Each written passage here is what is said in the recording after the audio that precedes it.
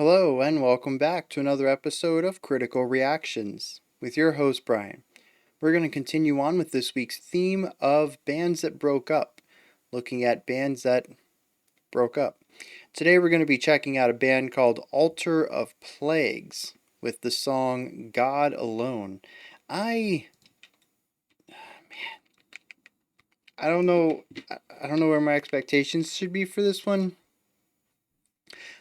We have what looks to be black and white dancing, but the band's called Altar of Plagues, which to me sounds more metal-y. It's a little less, what should we call it? Intricate, a little more on the nose. I don't know. Let's just dig into this and see what's going on. All right.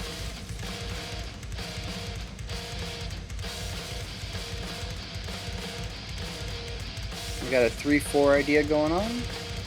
Those bass kicks.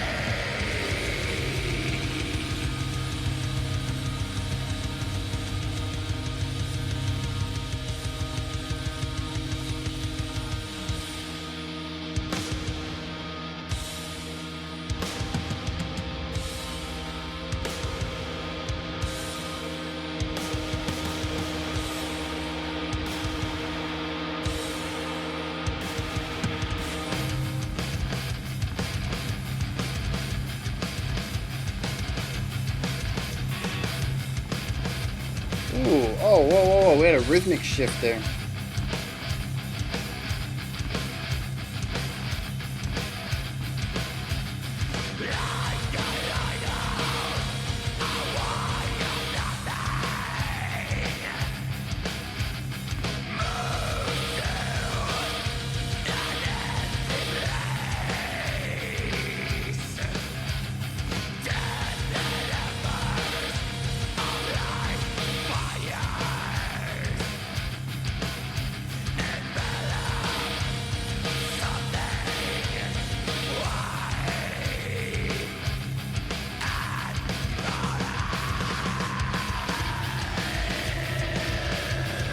Oh.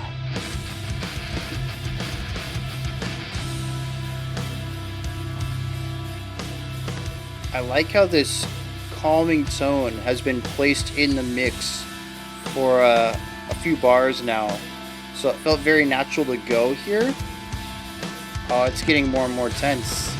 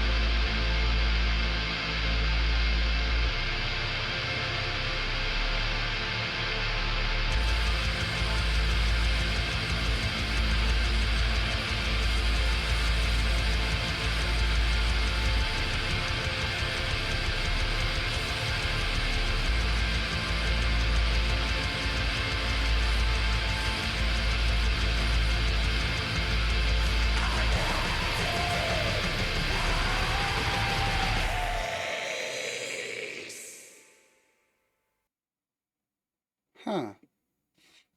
No, no, no, no, no. Why? I never have this on.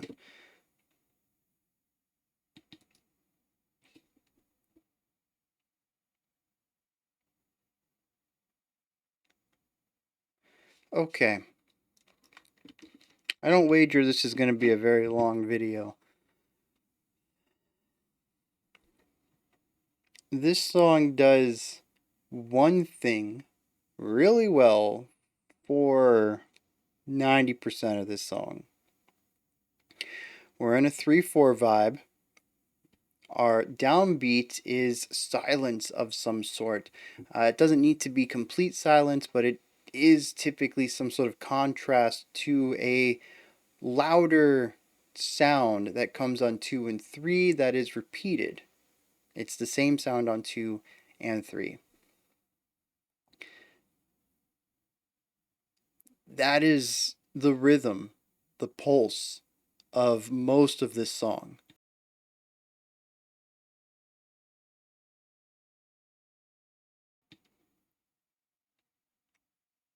Everything around that pulse is actually, even everything within the pulse is chaotic noise. Even our core idea, we have that doo doo bum bum doo doo bum bum doo doo bum bum doo doo bum bum. The 2 and 3, the two notes that we get right there, it's actually a dyad. I only have one set of vocal cords. I can only sing one note. It's probably not even one of the notes that were played because I'm not a singer. But the two notes were chosen for maximum dissonance. It sounds a lot like an alarm to me on 2 and 3. And I mentioned on 1 we have those 2/8 notes. That dun dun dun dun dun dun, those two notes, the two lower ones. I don't even know if they're there all the time. It almost feels at some points when I actively try to listen for them, they're not there. But when I'm not looking for them, they are. Some sort of optical, auditory illusion going on. It's almost as if there's some sort of resonant tone going on that produces a feeling of those 2/8 notes, but they're not actually being played by any instrument. It's kind of bizarre. Aside from the heavy dissonant dyads that we have on 2 and 3, we also have the drums doing this rhythm that is just a hair behind the beat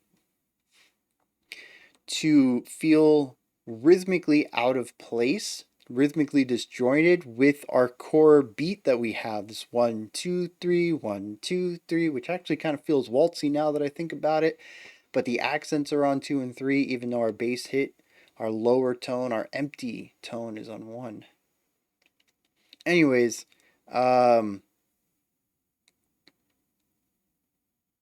the drums are just like their accented placement is not on the downbeat, but just after or before. I don't quite know where to place it. And I don't mean like a half of a beat or even maybe a quarter of a beat. It is something that is more of a dotted note to be between symmetrically divided beats so that it doesn't feel like it is a general subdivision of a beat, and it makes it so that it feels almost like its own time. It almost feels at times that the bass kick is from another track. Maybe it shouldn't be being played with this. Maybe you have two songs running. You accidentally started a second track, and that bass, or in the drum part for that one, just isn't lining up with the other track you're listening to, which is pretty typical. Usually, when two songs line up, it's like, oh, wow. It's one of those moments. I didn't do that on purpose. That sounded pretty neat. It's the rare case. But that's what this sounds like. The drums don't feel like they fit with everything else that's going on. There's also an atmospheric sound, something on the floor kind of wrapping itself around everything that is playful in its noise. It is staticky in a lot of ways. It has dissonance at times, but it kind of shifts between lining up and um, moving out of that being in tune and kind of picking like notes that create dissonance and then find harmony and then create dissonance and find harmony. Just kind of like warping in and out of this. And that's what we heard when we went to that resonant, restful moment. I was like, oh, this is nice. And it was neat how they introduced it. No, that's been there since the beginning, I think. It just sort of sits under there. And sometimes it's consonant, sometimes it's harmonious. Consonant. And no, sometimes it's consonant, sometimes it's dissonant. Um, it's just this sound floor that kind of fills everything in. Um, and then we have her vocals, super raspy growls. We had some screeches there at the end, some really nice variety in the vocal delivery. None of it was something I would find beautiful, but it fit with what the song is doing. I appreciate the artistic side of it. And that's the song, like 95% of it. There were a couple of moments when we shifted to just white noise static or just that harmonious, resonant tone underneath everything. And we kind of had these moments of, well, we kind of get rid of the chaos of it all. And we either just look at pure dissonance or pure consonance. But those are fleeting moments in this. A majority of this is just chaos and noise and sound. And I don't know what to make of it other than just saying this is a noisy song. They executed their vision well. um, it is a one concept track where the one concept is not really musical in a lot of the ways I tend to appreciate or know how to analyze. At best, I see noise as a tool, not as something to craft a whole song through. And I don't mean that you can't. Of course, longtime listeners, you know that I'm not being pessimistic about this. But if you're new to the channel, I'm not saying you can't do this. This is obviously a song. They had a vision. They executed it. There's an artistic element to this. And there's even going to be a casual enjoyment level for some people who just like the way this sound and listen to it casually without any care for any of the artistic or compositional elements behind it. But it's not something I look forward to casually. It's not something I really know how to dissect critically. It just is a noisy song to me. And honestly, that's kind of the only words I have for it. It goes against everything that I look for.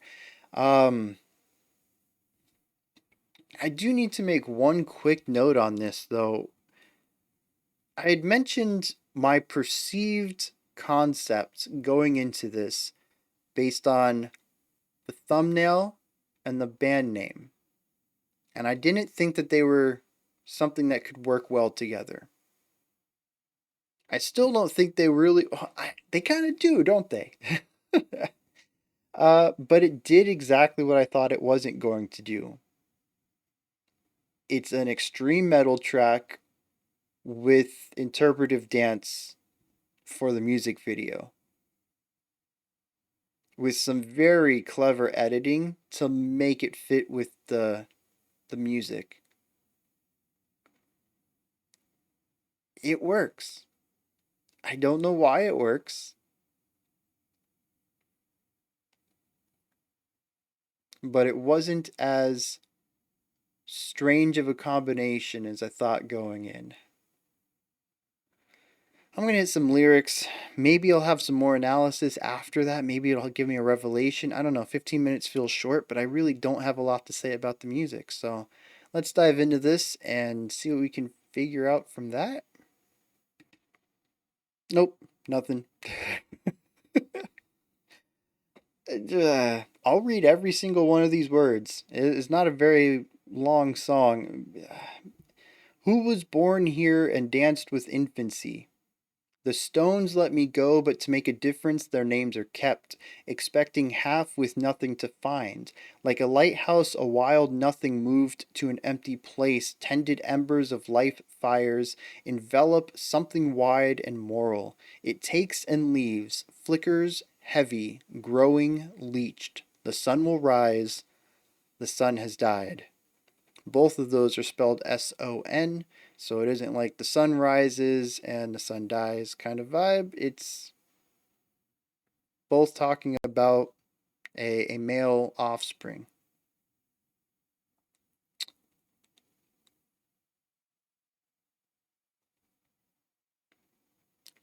Just as esoteric as the music is to me. And that's cool. I don't think we talk about this too often, but it puts me in a place where I'm confused. I really have no leads on this, and that creates mystery.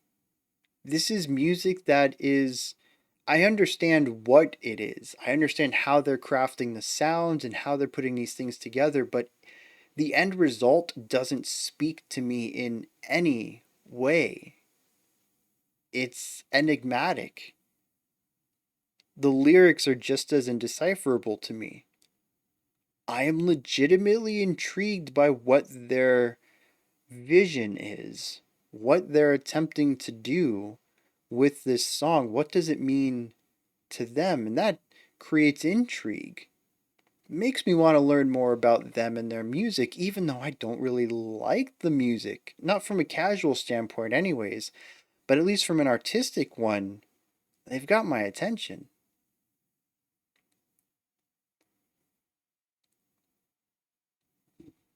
Those are my thoughts. Altar of Plagues, God Alone. What did you think? Did you enjoy it? Anything that stood out to you? Did you get a read on this at all? I'm all ears. Let me know down in the comments. Above that's a description, and in there you'll find a link to Linktree. Takes you to this menu right here, has links for everything related to the channel. You can find links to my music, you can find ways to support the channel, you can find the link to the Discord community, and so much more. Go ahead and check it out. Above that, if you could, like, subscribe, and ring the bell. I greatly appreciate all three of those. Alright, we have a special selection coming up next. Otherwise, I'll be back tomorrow, 5 p.m. Eastern Standard Time, 10 p.m. UTC, as usual.